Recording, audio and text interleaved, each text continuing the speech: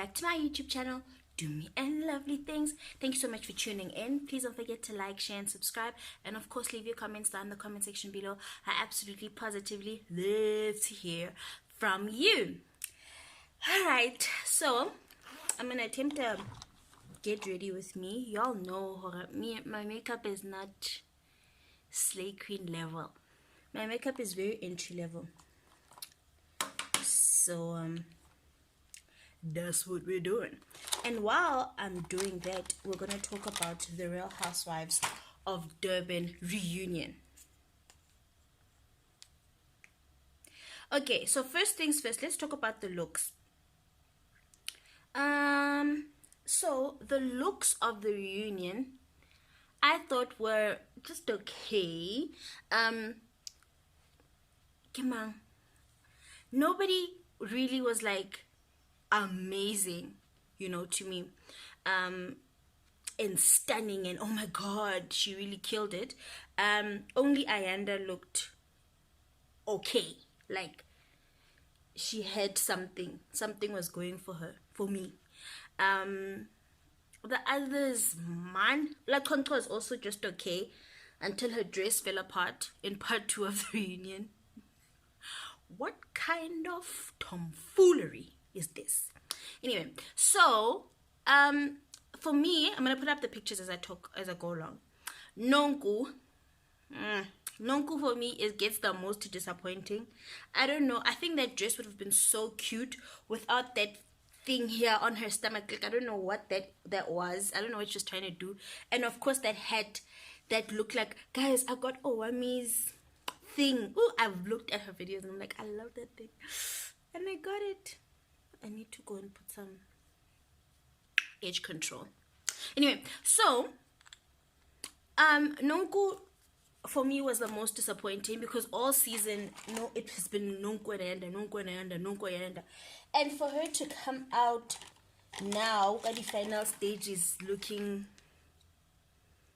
like that, it was not nice for me. Khomotso was absent from the reunion because they said that she's suffered a lot of losses. So I don't know what that means. When she was so part of the crew that was so hard on Ayanda. It's so funny how people will judge you when they've never been in your shoes, and then they are in your shoes, and then it's like everybody must understand that they're devastated. But when you were going through something, they were one of the people that were like judgmental about, you didn't share information, you didn't do this, and it's so weird how life works. But now that you're going through something, everybody must understand you're going through something. And then they'll only start to understand that, you know what, actually, Ayanda is a really strong and good woman. Anyway, guys, I know this is not how I'm supposed to do my eyebrows. I'm supposed to put concealer and stuff. I don't do that because I don't like to put a lot of stuff on my skin. Okay? So, this is how I do it. Don't judge me. I said it was entry level. Okay, so then the first things that they talk about are stuff that happened in the season. How much what's her name, Mabusi, was like the butt of every joke. They tried to clarify that situation that happened with when Lakonto took them to the spa, and they tried to carry that bone that Annie's friend told Annie what Lakonto said, that she wants her thing to be better than that stupid incident. They had a conversation about that. Some things are made up drama. So they had a conversation about that made up drama. And then what happened? Oh, okay. So part 1 of the reunion is basically just a recap of what happened in the season, the silly beefs, the good beefs, and the good times. They had a good laugh and stuff. Oh my god. But I'm all over the place. I was telling you guys about Nonku's dress. So Nonku's dress was very disappointing for me. Sarusha was just okay. Nothing to write home about. Just fine. Just wearing a normal dress. Annie with her cover. Guys, can someone please tell Annie to wear control tops? But can you wear Spanx? Diarekiswa Pep, Miss Fashion World, Mr. Price, Foschini, Woolworths, everywhere. You can get control tops. You need to control your top, girl. You're not the girl you think you are. Okay? Really. So Annie was wearing that dress, which would have been so much better had she been wearing control tops, but Leonard wasn't a nice dress. La Conco was wearing a white dress with white feathers that were tipped at the ends. I thought it was quite cute, and then she was wearing a doek that came undone. I thought it was quite cute when I first saw it. Then she stood up. At the back, guys, the dress was coming apart. When she lifted her arm, because it was like kind of long sleeve, when she lifted her arm, you could see the distinction. Hey, guys, if you're gonna be on TV, be nice. Like hire someone who'll help you. Don't just come here looking like you're doing us a favor. Hey, bo. Anyway, so that's the dress that she was wearing. It was cute if she didn't stand up, but then she stood up. Then Mabusi came wearing flowers on her breasts. Again, no control inside. I don't know. I could say Ayanda's dress, when I first saw it, I was like, yeah. But when I saw it like again and again, the more I saw it, the more I realized how beautiful and intricate it was. It wasn't, like I said, the most amazing dress I've ever seen, but it was very nice. It was definitely the best one of the evening. It was like this beaded affair with like a thing going like, she looked gorgeous. She looked absolutely stunning. So, and then she had like, the only thing I didn't like was that ponytail, that Kim Kardashian. No, it's not for everyone.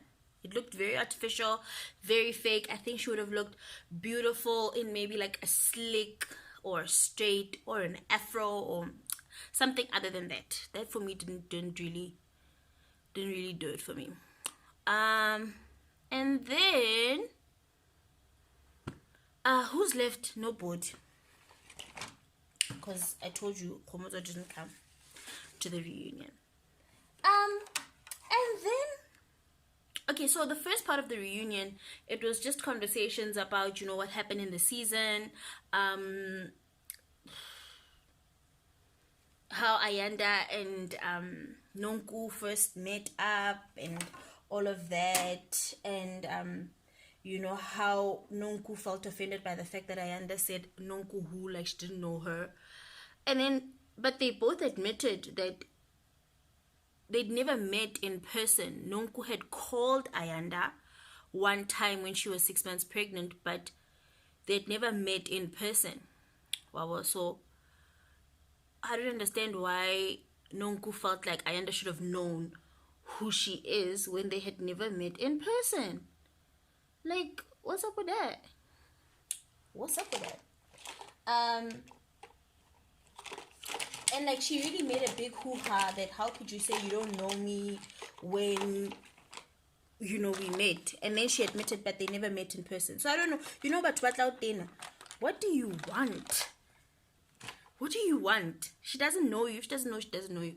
Even if you think she knows you, and if she says she doesn't know you, then I think she doesn't know you. Let it go. Let it go. Let it go. How it's easy. She's denying you. Keep it trust. Alright, okay. I have to actually go, so let me hurry up. Okay, then part 2 of the reunion happens. This is where the shizness goes down. So Nonku's mom comes onto the stage looking like Bluebird.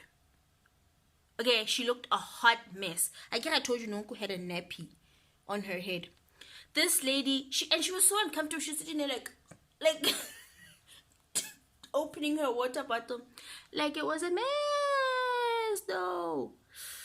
It was a hot mess. She did not look, it wasn't good for me. I hated that whole thing.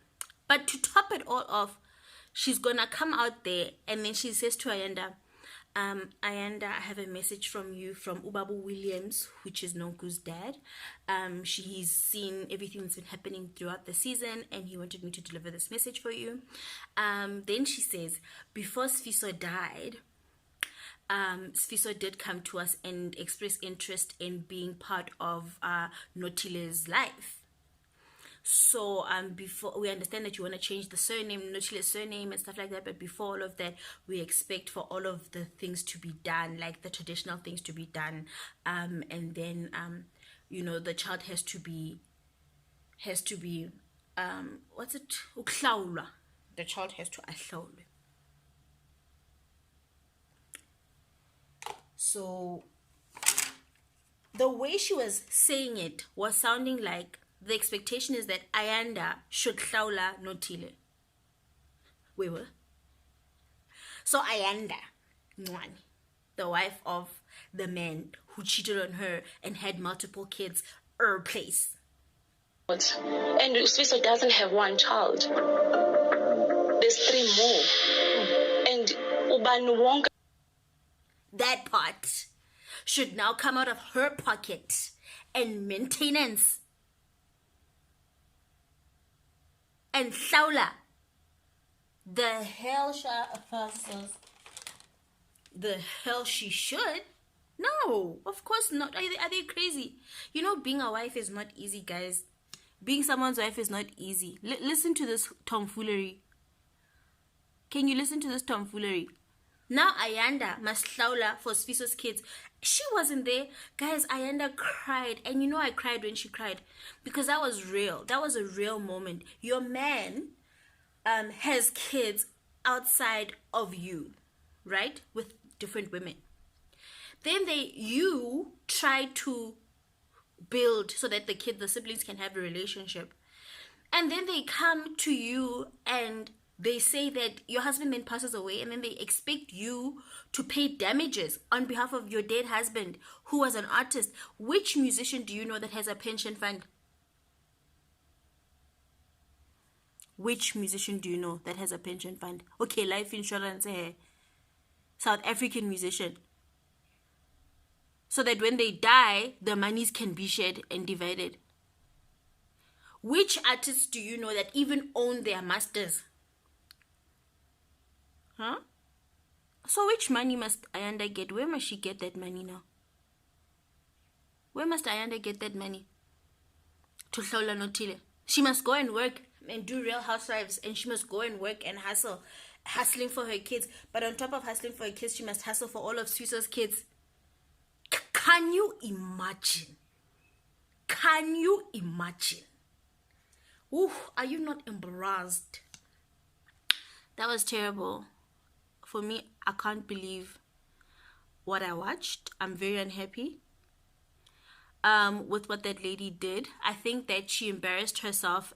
And because swiftly after that, Ayanda left the stage and she was crying and everything. Let me tell you, the whole time while Ayanda was crying, this was their facial expression. As if they didn't really say anything. As if what they're saying is completely acceptable. And it's not. Like, culturally, shouldn't the husband's family have to pay? Wait, she's just a makoti. She's just a ngwetsi. She's just a ngwetsi. Shouldn't they have taken this up? Why did they wait all of this time for Ayanda to make the first move on the show?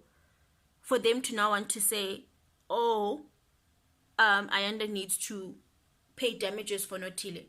Ayanda didn't make Notile. Ayanda did not make Notile. Like, I was disgusted by that and quite upset, and I just found it really, really unfair. And then, what happened? Guys, really, that is the biggest talking point of what happened with Real Housewives. That's how the reunion show ended, with that silly ass, stupid ass conversation. I was really in my feelings about it. I can't believe that they would expect that, I think that she did it for clout, with her bluebird looking ass. She looked ridiculous. I'm so mad at that lady. Like, all respect to her, but what she did was not fair, and it was not right, and it was not nice. And I wonder how she would have reacted if someone did that to her kid.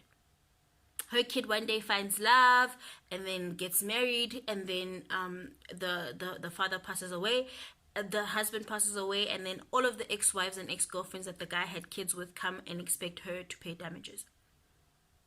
I wonder how she's gonna feel. I wonder. Sometimes before you do something, try to see how it would impact you if it was facing you. Anyway, guys, that's it. I think I'm gonna do another recap of the whole season and how I felt about it in contrast to Johannesburg. Let me know if you want me to do that. But that's it. That's all I have. I was outraged. If you are asking yourself how I felt, please know I was crying, shouting at the TV. I went on Twitter and ranted. I swore at people on Twitter because I was so mad. Like, that was ridiculous. But that's it. That's all I have for today. Thank you so much for watching, Bomalavo. Please don't forget to like, share, and subscribe. And of course, leave your comments down in the comment section below. I absolutely positively love to hear from you. Until next time, Bomalavo. Bye.